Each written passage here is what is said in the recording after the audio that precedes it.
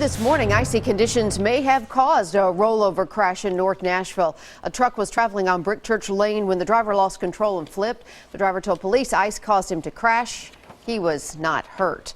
And obviously, ice, of course, is a big concern for many drivers, so be careful when you get behind the wheel this morning. Yeah, the Tennessee-Kentucky border, really one of the hardest hit areas 2 days in a row now. Let's check in again with News Channel 5's Matthew Torres. He is up in the Clarksville area. Matthew, good morning.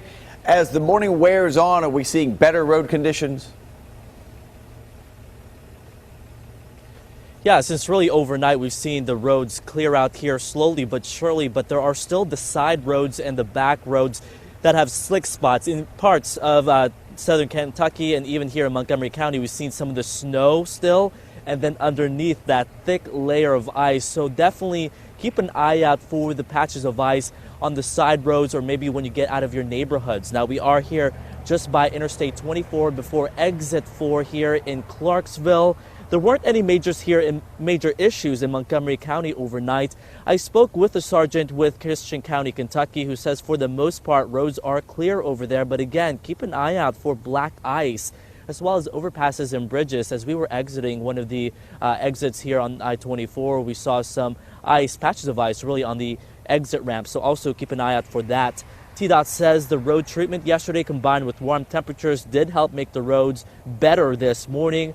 However, there are still that lingering threat of black ice, especially now that we are in that winter weather effect tomorrow, that this could just get even worse. So we have that slight break right now, but who knows what will happen tomorrow when we have the next round coming in.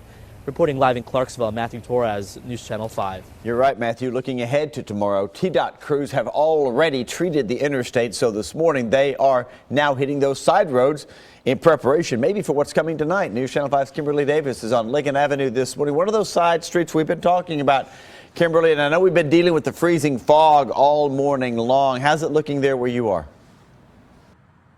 Steve, good morning. I can see I-24 from where I am right now, and it looks like drivers are heeding officials' warnings this morning. They're driving slower than usual. This freezing fog, once it hits the surface, the fog freezes immediately, making it a very slick commute this morning. As if you can see, if the freezing fog advisory isn't enough, side roads are still very slick this morning. Crews were busy tackling the highways and major routes yesterday, so they weren't able to get to these side streets, but they're hoping to do so today.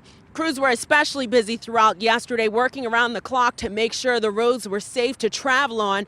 Things have since slowed down, but the work still continues today.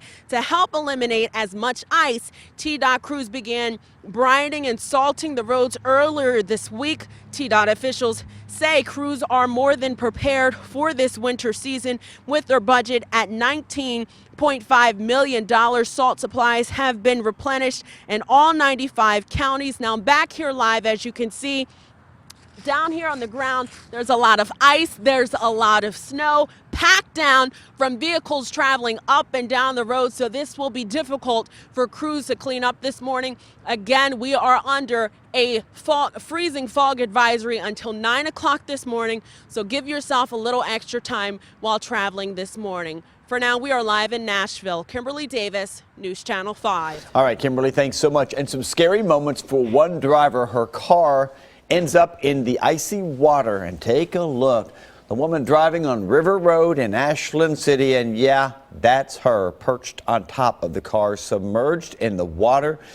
It appears she somehow lost control, went into a pond right there near Lost Hollow Lane, and she climbed through the sunroof, waited on the swift water rescue team to show up. Luckily, firefighters quickly arrived. They're in the raft there, and the woman was cold and wet, but not hurt. It's unclear exactly what caused her to go into the pond to begin with. And two armed strangers forced their way into a home, beat the owner, and held several others at gunpoint. It happened on Tylertown Road in Clarksville just after midnight yesterday. Montgomery County deputies tell us the men knocked on the front door, pushed their way inside, and started attacking the homeowner. They then held him and four of the residents at gunpoint as they ransacked the home looking for prescription drugs and cash.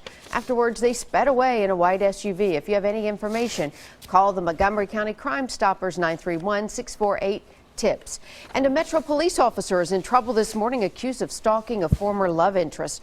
Investigators say Makisha Page repeatedly called and sent derogatory text messages even after she was told to stop contacting the victim.